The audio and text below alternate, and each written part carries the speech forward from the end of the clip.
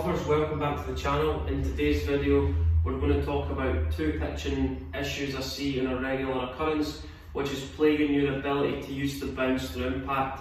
It makes our margin for error smaller, and it also encourages the leading edge to dig into the ground. So if you struggle with pitching off soft ground like it is here in the UK, you need to understand where the root cause of the problem stems from.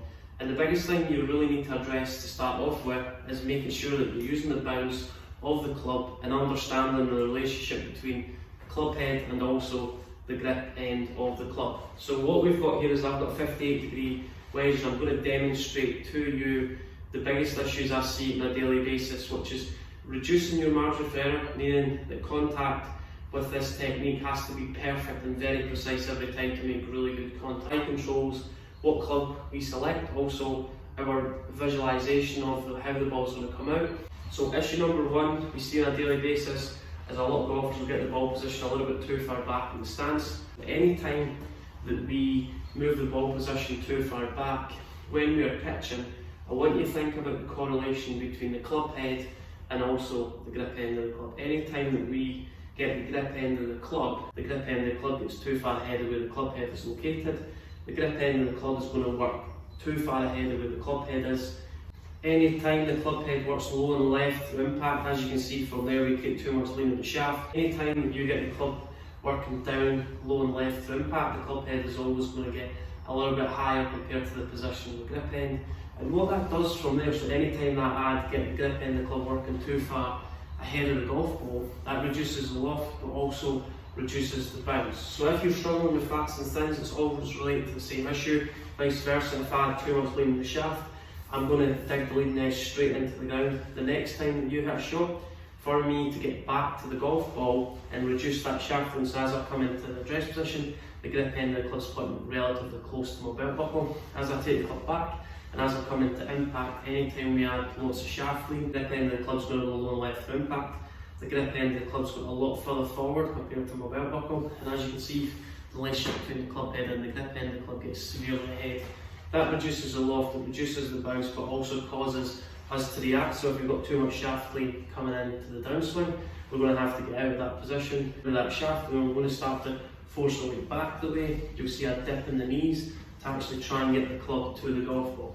So it's all related to the same issue. You need to understand, if I get the grip end of the club working low and left through impact and I'm pitching, it's going to encourage a little bit more of a de-loft of the club coming into impact.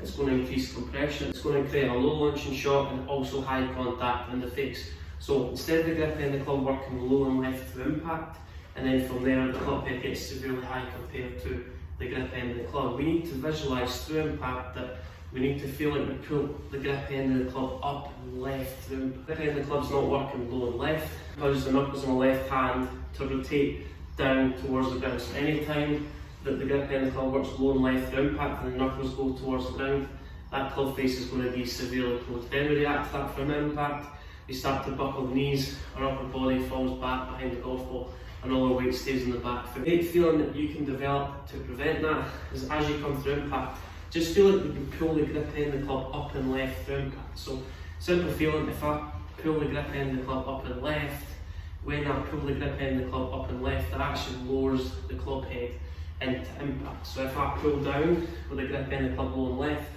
club head gets severely high, and that's going to encourage the club to start elevating off the ground, but it's also going to encourage the club to come in a little bit steeper. So if you're struggling with pitching, all you need to do is get the grip end of the club working up and left for impact. That's going to enable the club head to get a little bit lower to the ground, and it's also going to encourage us to use a little bit more of the bounce. So think about the grip end of the club and think about there's a laser on the grip end of the club, and that's situated all the way through your belt buckle. When we set up at address, when anyone who struggles with pitching gets the grip end of the club too far ahead of their belt buckle, best pitchers in the world, the grip end of the club always stays in close proximity in the backswing and also on the follow through relative to where the belt buckle is located.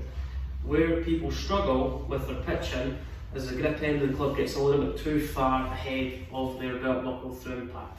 That does two things: it encourages us to create too much shaft lean, swing the club through impact, feel like we're pulling up with the grip end of the club.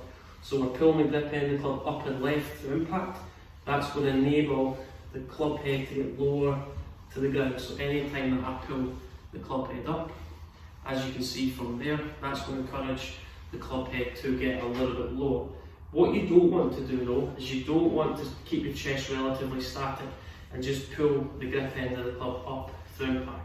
What that's going to do is it's going to encourage the leading edge to rise a little bit too quickly. It's going to encourage a lot of thin shots. Stage number one, you need to add a little bit more chest rotation towards the target, and then that's going to help facilitate the grip end of the club working up and left through impact. So you're not just pulling up with the grip end of the club. The first thing you need to establish is adding in a little bit more chest rotation and extension.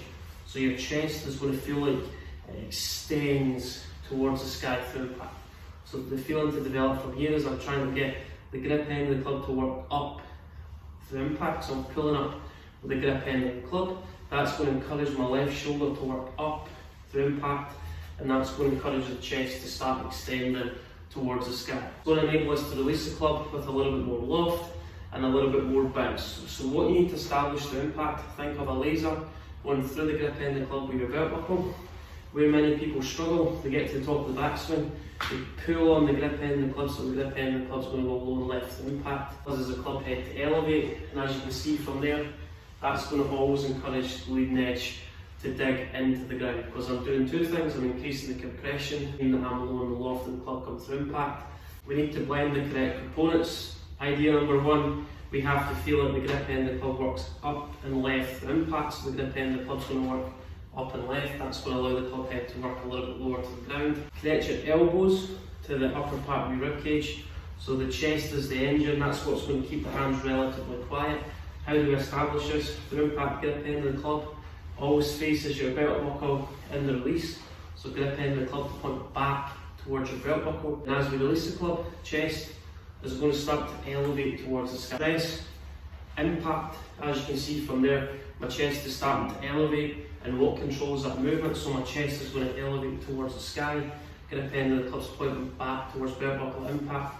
Then the feeling, if you're still struggling, that grip end of the club's working up and left. So you feel like you pull the grip end of the club up and left through impact. That's going to allow the club head to start to lower towards the ground. Grip end of the club connected to your belt buckle all the way through. Allow the chest to rotate and extend towards the target, and then the feeling of pulling up with the grip end of the club. It's going to enable us to maintain the loft on the club